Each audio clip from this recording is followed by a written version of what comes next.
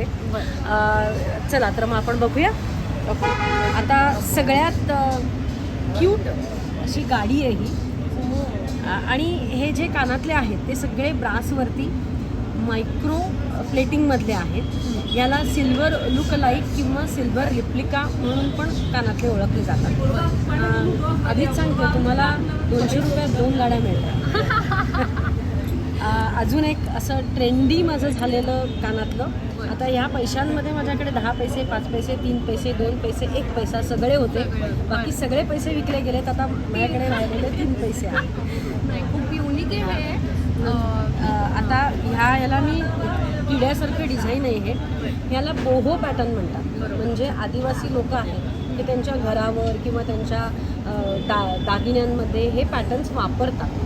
किंवा त्यांच्या ते जे विणतात किंवा रंगवतात त्या रंगवण्यांमध्ये हे पॅटर्न्स वापरले जातात.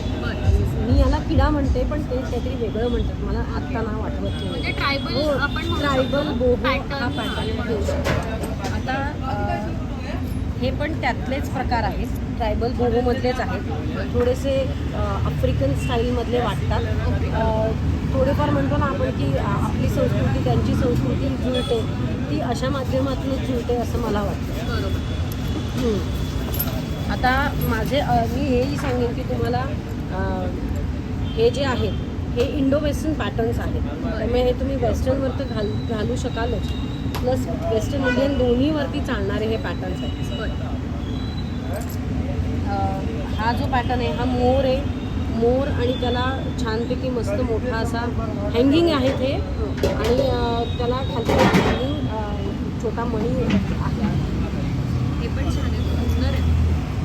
आता कसं आहे, आदिवासी लोक आपल्या आजूबाजूला जे दिसतं ते आपल्या कलांमध्ये दाखवत असतात.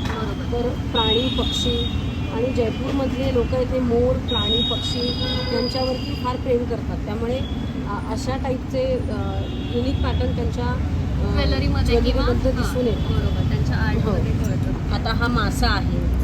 आता तो दाखवला तो पोपट होता. हा मासा आहे. नंतर आता हा उंट आहे.